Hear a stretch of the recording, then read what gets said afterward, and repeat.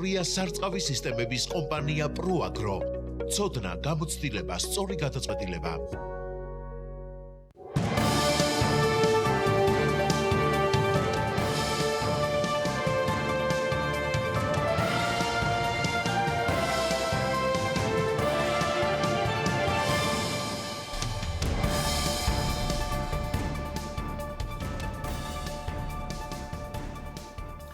საომშვიდობის საქმის კურსი განაგრძობს თქვენს პირდაპირ ეთერში მუშაობას, რომელსაც ფეიქაბაციკაძე გაუძღვება, გვიყურებთ ტელეპიროზე და გვისმენთ ჩვენი პარტნიორი რადიოების თბილისის ერეთის და ციტრუსის საშუალებით. უმრავლესობის დეპუტატი ჯანდაცვის კომიტეტის თავმჯდომარე აკაკი ზოიძე პარლამენტს და პოლიტიკას ტოვებს. ამის შესახებ მან ჟურნალისტებთან განაცხადა. მისივე თქმით, ამასთან დაკავშირებით კონსულტაციები ჰქონდა მის კოლეგებთან უმრავლესობაში. ვერ შეუძლია კოლეგების დარწმუნება, რომ პროპორციულზე გადავსულიყავით მიუხედავად იმ რისკებისა, რაც შეიძლება ჰქონოდა ამ რეფორმას. იმაჩნია, რომ ეს იყო თანხმობის და პოლიტიკის კონსტრუქციულ კალაპოტში გადაყვანის გზა. ვერ შეუძლია კოლეგები დამერწმუნებიდნენ, რომ პლებისციტი ჩაგვეტარებინ ან რეფერენდუმის შესაბამისად ჩემს ადგილს ასეთ პოლიტიკაში უკვე ვეღარ ვხედავ, ნებისმიერ სასიკეთო საქმეში ქართულ უცნებას გვერდით დაუდგები, განაცხადა აკაკი ზოიძემ. მისივე თქმით, ის საექსპერტო საქმიანობას დაუბრუნდება. დღის ერთ-ერთი მთავარი თემა ბანკი ქართულს გაკოტრების საქმეზე ნაციონალური მოძრაობის ერთ-ერთი ლიდერი ნიკა მელია ერთ ეპიზოდში გამართლა და მეორე ეპიზოდში სამსახურეობრივი უფლებამოსილების ბოროტად გამოყენებაში კი მის მიმართ გამამტყუნებელი განაჩენი იქნა მიღებული. აღნიშნულ საქმეზე ნიკა მელიას და ზურაბ ადეიშვილს ბრალი 2013 წელს წაუყენეს. სალომე მეცხვარიშვილმა ქართულ ბანკის საქმის ირგვლივ ყველა დეტალი მოიკითხა. განაჩენი გამოტანილია საქალაქო სასამართლომ ბანკი ქართულს ხელოვნურად გაკოტრების მცდელობის საქმეზე დამნაშავედ ცნო. იუსტიციის ყოფილი მინისტრი ზურაბ ადეიშვილი და აღსრულების ბიუროს ყოფილი ხელმძღვანელი ნიკა მელია. ზურაბ ადეიშვილს, რომელმაც 2012 წელს ქვეყანა დატოვა 5 წლითა და 3 თვით პატიმრობა შეეფარდა. ნიკა მელიას კი სასამართლოს გადაწყვეტილება შესაძლოა უფრო ძვირიც დაუჯდეს. მოსამართლე ხათუნა ხარჩილოვას გადაწყვეტილებაში ვკითხულობთ. მოხელის მიერ სამსახურეობრივი უფლებამოსილების ბოროტად გამოყენების ბრალდებაში ნიკანორ მელია გამტყუნდა და მას სასჯელის სახით და ზომად განესაზღვრა ჯარიმა 25,000 ლარის ოდენობით. მასვე 2 წლის და 3 თვის ვადით ჩამოერთვა თანამდებობის დაკავების უფლება. შეუჩერდება თუ არა დეპუტატის მანდატი ნიკა მელიას პარლამენტმა უნდა გადაწყვიტოს, თუმცა ეს სხვა კინოდანაა. ამბავი 2012 წლიდან იწყება, როცა ჯერ კიდევ ოპოზიციაში მყოფმა ბიძინა ივანიშვილმა მსოფლიო ბანკთან არსებულ საინვესტიციო დავათა განხილვის საერთაშორისო ცენტრში საქართველოს მთავრობის წინააღმდეგ საარბიტრაჟო განაცხადი შეიტანა. მილიარდერი ამტკიცებდა, რომ ხელისუფლებამ კანონში ცვლილებები შეიტანა, რომელიც უშუალოდ მის მფლობელობაში არსებული ბანკი ქართულს გაკოტრებისკენ იყო მიმართული და ბიძინა ივანიშვილის პოლიტიკაში მოსვლის გადაწყვეტილებას უკავშირდებოდა. 2012 წლის არჩევნებში ქართული ოცნების გამარჯვების შემდეგ უკვე ივანიშვილის მთავრობაში გადასულ შინაგან საქმეთა სამინისტროს სულ რამდენიმე კვირა დასჭირდა ქართულ ბანკის გაკოტრების სქემის გასაშიფრად, რომელიც მათი თქმით შემდეგნაირად გამოიყურებოდა. დანაშაულებრივი სქემის თანახმად ხელისუფლებისადმი ლოიალურად განწყობილ იმ ბიზნესმენებს, რომლებსაც საკრედიტო დავალიანება გააჩნდათ ბანკ ქართულში, უნდა ეღიარებინათ არარსებული საგადასახადო დავალიანება. ამის შემდეგ იმ ქონებას, რომელიც ბანკის მიერ იპოთეკით იყო დატვირთული, გაიტანდნენ აუქციონზე, სადაც მყიდველი არ დაფიქსირდებოდა. შემდეგ კი ეკონომიკის სამინისტრო პირდაპირ მიყიდვის წესით სიმბოლურ ფასებში გაყიდა სხვა კომპანიებზე, რომლებსაც სინამდვილეში აკონტროლებენ ამავე ქონების ყოფილი მეპატრონეები.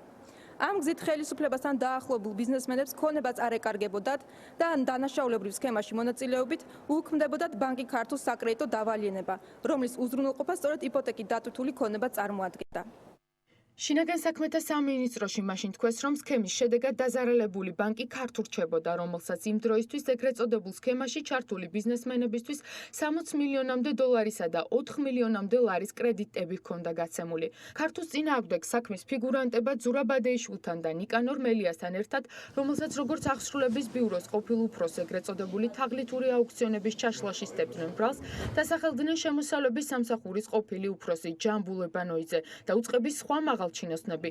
ღირს აღნიშნოთ, რომ ბანკი ქართულს ხელოვნურ გაკოტრებაში ჩართული ჩინოვნიკების ნაწილმა შემდგომ ქართული ოცნების სამთავრობო სტრუქტურებში და სახელმწიფო კანცელარიაშიც გააგრძელეს მუშაობა.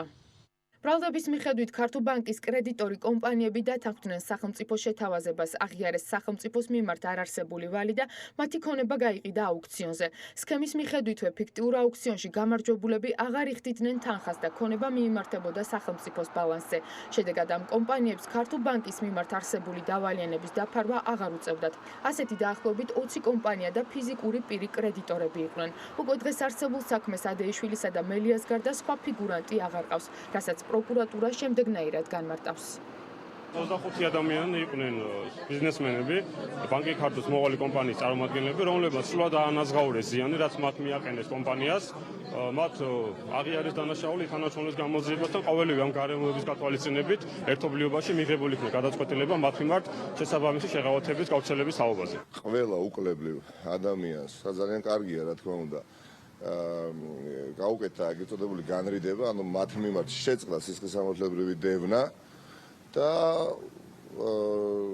შემომატოვეს ხოლმე ამ საქმეში, ვინაიდან ეხა 2014-ში 15-16 წელს პოლიტიკურ პროცესებში ხა აქტიურად ჩავერთვე და არ იცოდნენ რა გაეკეთებიათ. საქმის ერთ-ერთი ფიგურანტი ლაურა ღაჭავაკი პროკურატურისა და შინაგან საქმეთა სამინისტროს ბრალდებებს უარყოფს და ამბობს, რომ ის არასდროს ჩართულა ქართულ ბანკის გაკოტრების საქმეში და როგორც კი მსგავსი შეთავაზება მიიღო ძველი მაღალჩინოსნებისგან, მაშინვე ქართულ ბანკს შეატყობინა.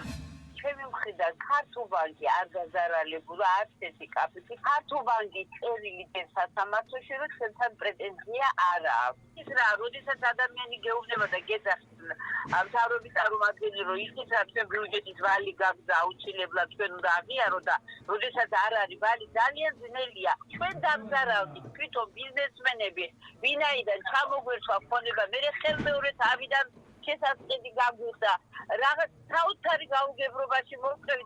7 წლიანი დავა საქალაქო სასამართლოში ამ ეტაპისთვის დასრულებულია. ნიკა მელიას ადვოკატი გადაწყვეტილებას ზემდგომ ინსტანციაში გაასაჩივრებს. BMG-ს ინფორმაციით განრიდება ქართულ ბანკის ხელოვნურად გაკოტრების საქმეზე მხოლოდ ყოფილ მაღალჩინოსნებს გაუკეთდათ, რომლებიც აქტიურად თანამშრომლობდნენ გამოძიებასთან.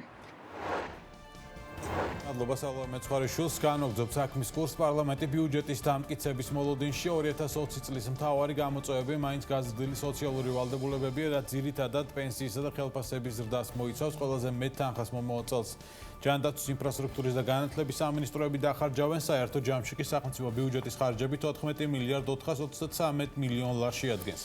მომავალ წელს მთავრობა 5%-ის ნაცვლად 4.5%-იან ეკონომიკურ ზრდას ელოდება. ამ და სხვა პროგნოზებს და მთავრობის გეგმებს დავით ჯალაღონი გაგვაცნობს. დავით, საღამომშვიდობის. საღამომშვიდობისა. ბექა, როგორც ბიუჯეტის განახლებულ პროექტში წერია, მთავრობამ საერთაშორისო საფინანსო ინსტიტუტების პროგნოზები გაითვალისწინა როგორც საქართველოს, ასევე მსოფლიო და რეგიონის ქვეყნების ეკონომიკური ტენდენციების შესახებ. თქვენ იცით, რომ სავალუტო ფონდმა შეამცირა მომავალი წლის პროგნოზი, შესაბამისად საქართველოს მთავრობაც შეელია 5%-იან მაჩვენებელს.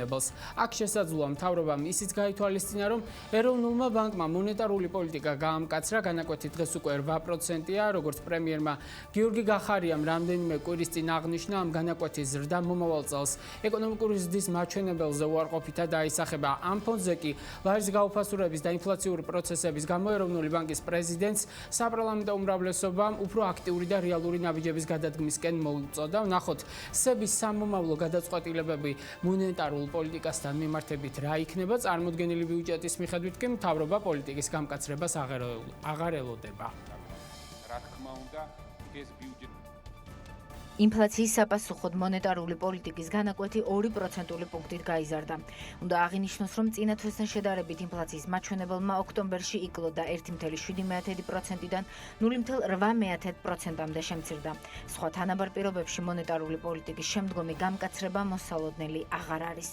2019 წლის ბოლოს ინფლაციური პროცესების შემდგომი გაგრძელება მოსალოდნელი არ არის და წლიური ინფლაციის მაჩვენებელი ეტაპობრივად დაუბრუნდება მიზნობრივ მაჩვენებელს. ერთი მხრივ იანვარში თამბაქოს ფასების საბაზისო ეფექტის ამოწურვისა და მეორეს მხრივ წლის მეორე ნახევრიდან მიმდინარე ინფლაციის საბაზისო ეფექტის ამოწურვასთან ერთად. ინფლაციაზე წნეხს მიმდინარე პერიოდში ლარის გაუფასურებაც ახდენს, ისევე როგორც საგარეო ვალის მომსახურებაზე. შესაძლოა ეს ერთ-ერთი ფაქტორია, რის გამოც საშინაო ვალის გეგმა მთავრობამ რეკორდულად გაზარდა. 2020 წელს ეს მაჩვენებელი $1.2 მილიარდ მიაღწევს. საგარეო ვალის სახით კი მთავრობა $1.867 მილიონ აიღებს, 13 მილიონით მეტს, ვიდრე ბიუჯეტის წინა ვერსიით მიხედვით აპირებდა. ვალდებულებების კუთხით მთავრობის პოლიტიკაზე ბიუჯეტიდან შეგვიძლია ამ უნარიც გავეცნოთ.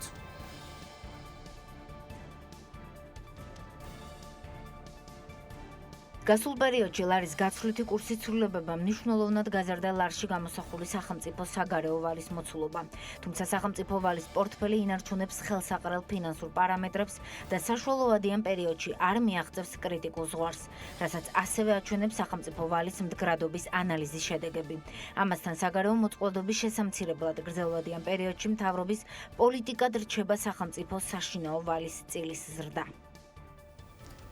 რაც შეეხება 2020 წლის ბიუჯეტის სხვა თემებს, ძირითადი პრიორიტეტული ხარჯების შესახებ BMG-ს მაყურებელს ინფორმაცია უკვე აქვს. დოკუმენტის ეს მესამე წარდგენა კი იმით გამოირჩევა, რომ ბიუჯეტს იმ საინვესტიციო პროექტების ჩამონათვალი ახლავს, რომელიც ფინანსთა სამინისტროს სპეციალურმა სამუშაო ჯგუფმა შეაფასა.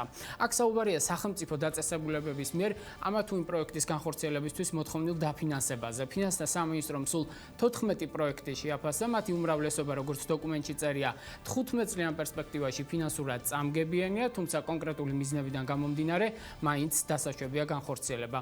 ამ ნუსხაში ნახავთ ჭიდაობის სახლის, დიდველზე 3 საბაგირო გზის მშენებლობის, ბათუმში კომაროვის სკოლის ფილიალის, ასევე სოციალური მრავალბინიანი სახლის მშენებლობის პროექტებს და ასე შემდეგ. ამ 14 პროექტიდან მომავალი წლის ბიუჯეტი გარკვეულ თანხას 9 პროექტზე გამოყოფს, თუმცა გადაწყვეტილება საბოლოო მაინც არ არის. დეტალური ინფორმაციას ამ პროექტებზე, ასევე 2020 წლის ბიუჯეტის სხვა მნიშვნელოვან სიახლეებზე შეგიძლიათ ჩვენი სააგენტოს ვებგვერდზე გაეცნოთ bm.g. ბექა. მადლობა დათო ჯალაღონიას და თემაზე საუბარს უკვე ფინანსთა მინისტრის მოადგილესთან გიორგი კაკაურიძესთან ერთად განვაგრძობთ. საღამოშტოს პატრონ გიორგი, მადლობა რომ ხართ ჩვენი გადაცემის სტუმარი.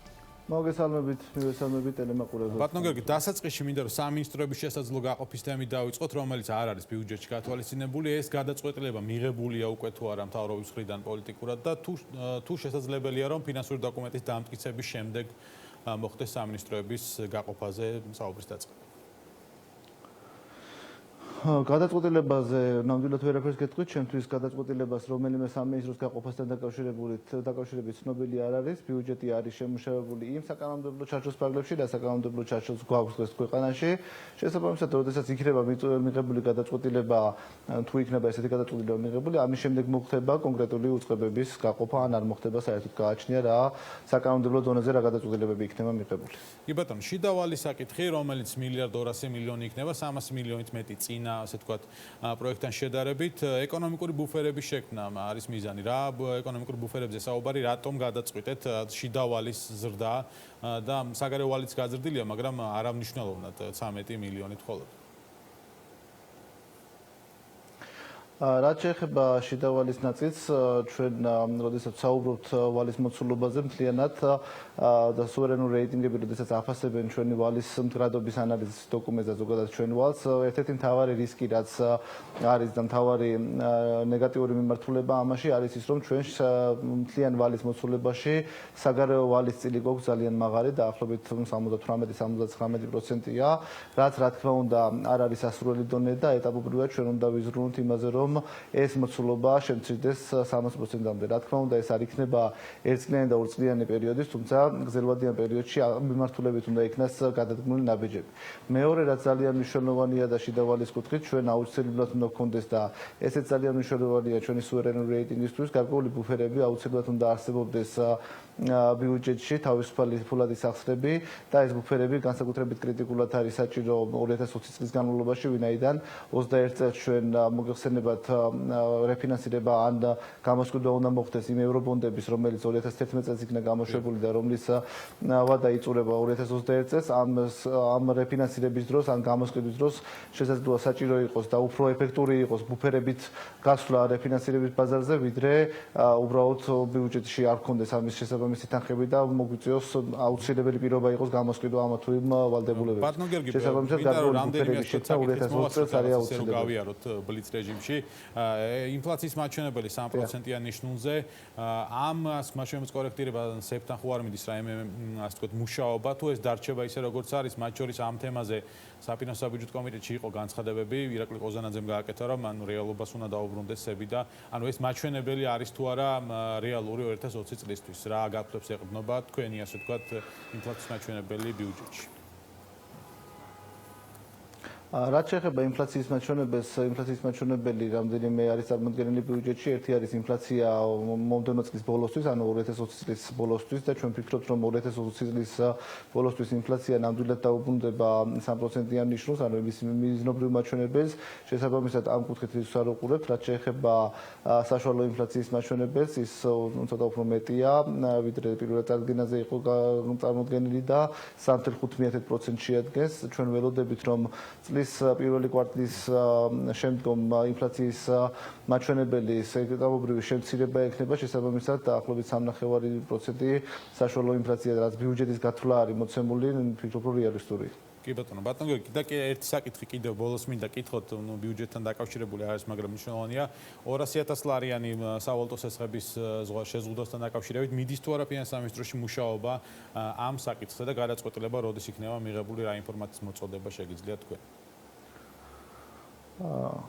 ეს ესე ვთქვათ ბიუჯეტთან პირდაპირ კავშირში 200,000 ლარიანი ზღვარი ნამდვილად არ არის პირდაპირ კავშირში ვერ დავარქმევ ამას ბიუჯეტთან თუ ამაზე იქნება გადაწყვეტილება მიღებული ეს არის ეს არის მთავრობის მისაღები გადაწყვეტილება ფინანსის სამინისტროში გადაწყვეტილება ამაზე მარტო ვერ იქნება რა თქმა უნდა მიღებული ჩვენ შეგვიძლია გარკვეული მონაცემები და ანალიზი გავუკეთოთ თუ რა შედეგები შეიძლება გამოიწვიოს ამის შემცირებამ და რა დადებითი შედეგები გვაქვს და ეს დადებითი შედეგები ასახულია სუვერენული სარეიტინგო კომპანიების ანგარიშებში შესაბამისად თუ რაიმე გადაწყვეტილება იქნება მიღებული არგუმენტებზე დაფუძნებული უნდა იყოს და ეს არგუმენტების მომზადებაში ფინანსთა სამინისტრო რა თქმა უნდა იქნება ჩართული და თავის მხრივ მოამზადებს არგუმენტებს როგორც დადებითი ასევე უარყოფითი მხარეების შესახებ კი ბატონო, მადლობა. გიორგი კაკაურიძე, ფინანსთა მინისტრის მოადგილე იყო საქმის კურსის პირდაპირ ეთერში. ჩვენ შევხვდებით მას და განვაგრძობთ გამოშვებას.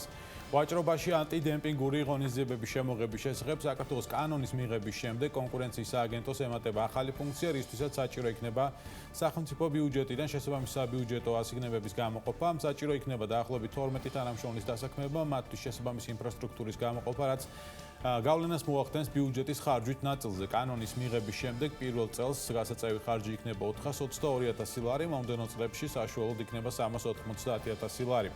წერია კანონპროექტის განმარტებით ბარათში კონკურენციის შესახებ საქართველოს კანონში ცვლილებების შეტანის თაობაზე. საკითხზე საქართველოს პარლამენტის დარგობრივი ეკონომიკის და ეკონომიკური პოლიტიკის კომიტეტის და საქართველოს კონკურენციის სააგენტოს სამუშაო შეხვედრა შედგა. მე დეტალს უკვე კომიტეტის თავმჯდომარე რომან კაკულია გვიტყვის. აღამშვიდოს ბატონო რომან. მადლობა გადაცემაში მონაწილეობისთვის. დასაწყისში კონკურენციის შესახებ კანონს არ ეხება, მაგრამ დღეს კაკი ზოიძემ გააკეთა განცხადება, რომ ის პოლიტიკიდან პარლამენტიდან შესაბამისად ჩვენი პოლიტიკიდანაც მიდის თქვენი შეფასება გვაინტერესებს ამ თემასთან დაკავშირებით. ნუ რა გითხრათ, სამწუხარო ფაქტია, რა თქმა უნდა, მან თავისი გადაწყვეტილება მიიღო.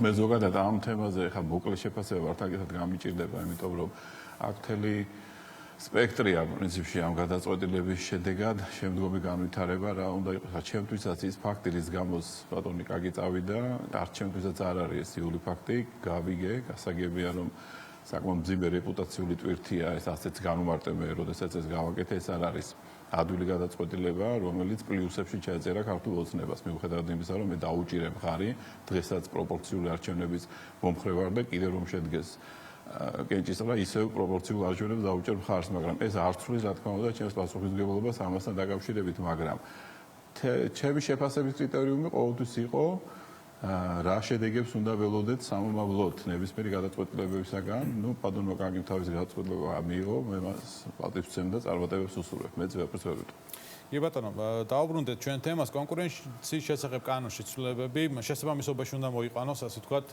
ანტიდემპინგურ კანონთან მიმართებაში კონკურენციის სააგენტოს, ასე ვთქვათ, შემდეგი ფუნქციები და მოვალეობები. როგორ უყურებს ერთის მხრივ პარლამენტი, მეორეს მხრივ თავად კონკურენციის სააგენტო, ასე ვთქვათ, მათი უფლებების და უფლებების გაძლიერებას, ანუ სამუშაო შეხვედრაზე რა თემებზე იყო საუბარი? სამუშაო შეხვედრა ძირითად პრინციპში ეძღვნებოდა სწორედ კონკურენციის სააგენტოს ფუნქციების გაზრდას, არა მხოლოდ იმ მიმართულებით, რომ ახლა ანტიდემპინგური კანონის მიღების შემთხვევაში მას მოუწევს ფუნქციების გაზრდა, ანტიდემპინგური კანონმდებლობა მაინც უფრო ეს არ არის დღევანდელი გამოწვევებიდან სასწრაფოდ მისაღები კანონი, ამაზე ჩვენ ბევრი ვიმსჯელეთ, პრინციპში ყველას ჩართულობა იყო და შეიძლება ითქვას, რომ კონსენსუსი არის იმასთან დაკავშირებით, რომ ეს კანონმდებლობა სამომავლოდ გრძელვადიანი გამოწვევების გათვალისწინებით გვაცრავად. საქართველოს ალბათ ნამდვილად სჭირდება. იქ ძირითადად უფრო ვიმსჯელეთ თავად კონკურენციის სააგენტოს წინაშე არსებულ გამოწვევებზე, იმაზე, რომ ის დღევანდელი მოცემულობით პრინციპში არ შეესაბამება იმ ვალდებულებებს, რაც მას აქვს, იმ ფუნქციების განხორციელება უჭირს მას. ჩვენ ვიცით, რომ ქვეყანაში, როდესაც კონკურენცია არის ერთ-ერთი გამსაუბრებელი ბიზნეს გარემოსი და სადაც არსებობს მოდის გიხდით. პირდაპირ ჩართვისთვის მართალი გითხრათ არ ვარ მზად ამის გამო, მაგრამ ბოდიში უნდა მოგიხალოთ. არა უშავს. ჩვენ ახლა არ დაგავიწყდეთ, რომ ვთხოვთ ისეთ ქვეყანაში ეს მარტო საქართველოსზე არ არის საუბარი, როდესაც კონკურენციაზე ვსაუბრობთ, რომ ყოფილი საბჭოთა კავშირის ქვეყნების თემაა ეს. ამ ქვეყნებში ჯერ კაპიტალისტები შეიქმნენ, ანუ ბიზნესმენები და მერე მათ გადაწყვიტეს ბაზრის შექმნაზე ზრუნვა. როდესაც ნორმალურ სიტუაციაში ბაზარი უნდა ქმნიდეს კაპიტალისტებს. ამიტომ ასეთ გამოწვევებში ახლა თუ სახელმწიფომ თავისი როლი არ გამოკვეთა და გარკვეულწილად ინიციატივები არ აიღო თამაშის წესების საკონკრეტებაზე თავისი როლი ამ კონკურენციის სააგენტოს ფუნქციებზე აი ზუსტად გეტყვით ახლა ამას. სტრუქტურა როგორ განისაზღვრება პარლამენტთან ანგარიშვალდებულება პარლამენტის მიერ დანიშნა, ანუ აი ამ თემებზე ასე ვთქვათ რა დონის მსჯელობა იყო თუ არა ეს თემები ასე ვთქვათ წინ წამოწეული შეხვედრაზე. ეს იყო რა თქმა უნდა და ამას ვაპირებ რომ აგეხსნათ თვითონ ფუნქციას რაც შეეხება და მის მართლობას მშადია ჩვენ წარმოდგენილი გვაქვს კოლეგიური ორგანო რომელიც უნდა მართავდეს მას რომელსაც პარლამენტი უნდა ამტკიცებდეს ხელმძღვანელი უნდა წარმოადგინოს კანონპროექტის მიხედვით პრემიერ-მინისტრმა ხოლო რაც შეეხება მართლ ორგანოს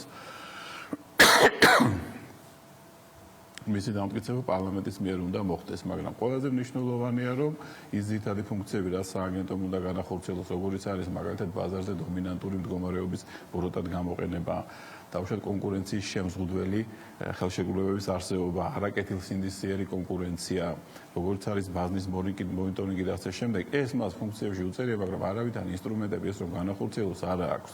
ამაში მას ხელს უშლი და არასაკმარისი ვადები არავითარი სანქცია არ არსებობს იმ შემთხვევაში, როდესაც შენ მაგალითად კარტელური გარიგებების შემთხვევაში გინდა რომ განახორციელო მოულოდნელად შესვლა ამ თუ იმ ეკონომიკურ აგენტთან დაკავშირებით და ამადაც იყო გარკვეული მსჯელობა ეს სასამართლომ უნდა გადაწყვიტოს თუ უნდა გქონდეს აგენტოს ფუნქცია რომ ის შევიდეს და მოგდიოს მას არ აქვს დღეს ეს ფუნქცია და კარტელური გარიგების არსებობის შემთხვევაში ხა წინასწარი შეტყობინება თუ გაუგზავნე ეკონომიკურ აგენტს ცხადია ყველა ის დოკუმენტაცია რაც შენ გჭირდება ასეთ შემთხვევაში არ იქნება ხელმისაწვდომი უნდა ვთქვათ რომ ამაზე იყო ძალიან ესეთი მსჯელობა იქ სასამართლოს წარმომადგენელი მაგალითად თვლიდა რომ მისი ჩართულობა არ არის საჭირო და ჯობია რომ აგენტმა გაასაჭიროს შემდეგ. თუმცა უნდა ითქვას, რომ ევროპული პრაქტიკა არ იცნობს ისეთ შემთხვევას, რომ კარტელური გარიგების ეჭვის არსებობის შემთხვევაში სააგენტო წინასწარ უგზავნიდეს შეტყობინებას ამა თუ იმ ეკონომიკურ აგენტს. ამიტომ ეს ერთ-ერთი მნიშვნელოვანი საკითხია. გარდა ამისა, ჩვენ არ უნდა დაგვავიწყდეს, რომ ვადები, რომლითაც მიმდინარეობს ხოლმე განხილვა ძალიან არაადეკვატური იყო. არ არსებობდა ვალდებულება, რომ გადაწყვეტილება, რომელსაც ეკონომიკური აგენტის მიმართ იღებს, მაგალითად მოკლების შემდეგ სააგენტო მას არაცნობებდა ოფიციალურად და დე-ფაქტო აღენებდა საქმის ეს მსჯელობა როდის აისახება ასე ვთქვათ სააგენტო არ არსებობდა საქმეში. ანუ როდის შეიძლება რომ ეს ცვლილებები ასე ვთქვათ დადიოდეს ეს რიგში და უკვე წავიდეს მსჯელობა ამ სტრუქტურის ჩამოყალიბების კონკრეტულად. და სააგენტოს თვითონ რა ხედვები? ნუ ახლა მე და უკვე დაინიცირებული მაქვს ეს ეხლა პრინციპში აქ ერთ-ერთი ყველაზე მნიშვნელოვანი ის იყო რომ მაქსიმალური ჩართულობა იყო. ერთ-ერთი დიდი გამოწვევა ასევე და ამადაც მინდა რომ თქვა ეს იყოს რეგულირებად სფეროებში კონკურენციის თემა. ჩვენ გვაქვს სამი მარეგულირებელი როგორც იცით და არსებობს კონკურენციის სააგენტო. აქაც დაურეგულირებელი იყო სიტუაცია, იმიტომ რომ რეგულირებად სექტორებში ზოგიერთში ნაწილობრივ ერთ-ერთი რომელიც ახლა ენერგეტიკას ეხებოდა თითქმის საერთოდ არა იმიტომ არ იყო დარეგულირებული ეს სფერო და ამიტომ როდესაც ლაპარაკია დაუშვათ კონკურენციის სააგენტოს სფეროში მოხვედრილ ეკონომიკურ აგენტსა და მათ შორის არსებულ გაუგებრობაზე კანონმდებლობა აქ ძალიან დიდ გეფებს შეიცავდა. ეხლა ჩვენი მიზანი ასეთია რომ თითოეულმა დაარეგულირებოს შესაბამისი ცვლილებები შეიტანოს თავიანთ კანონმდებლობაში, რადგან იმ სფეროში, რომელსაც ისინი არეგულირებენ, აქვს ჩვენ კონკურენცია ქონდეს ჯანსაღი, ხოლო სააგენტომ კიდე გამოკვეთოს თავისი ფუნქცია. მომავალში ევროპული პრაქტიკის გათვალისწინებით შესაძლებელია სააგენტოს ფუნქციები უნდა გაიზარდოს და უფრო მეტი ინკორპორირება უნდა მოხდეს და უშუალოდ მასში გაიზარდოს ეს ფუნქციები, მაგრამ ამ ეტაპზე ჩვენ წავიდეთ ამ გზით. თავიანთ სფეროებში დაიხვეწონ რეგულატორები, კონკურენციის სააგენტომ დახვეწოს თავისი ფუნქცია და ეს რეგულატორები ყველა წარმოდგენილი იყო ასევე მოსამართლეები, უზენაესი სამართლებრივ მოგვეცემ ამ თემებზე საუბრის საშუალება. მადლობა რომან კაკულია. აუცილებლად სასიამოვნო იქნება თუ ვისაუბრებთ. კი ბატონო, მადლობა რომან კაკული იყო ჩვენი სტუმარი, დარგობრივი ეკონომიკის და ეკონომიკური პოლიტიკის კომიტეტის თავმჯდომარე. საქმის კურსი ამით დასრულებულია. მადლობა თქვენ ყურადღებისთვის. ნახვამდის.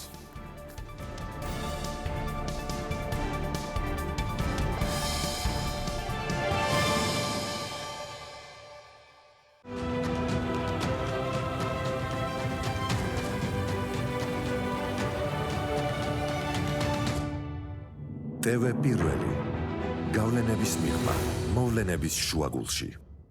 საგამოს ეთერის სპონსორი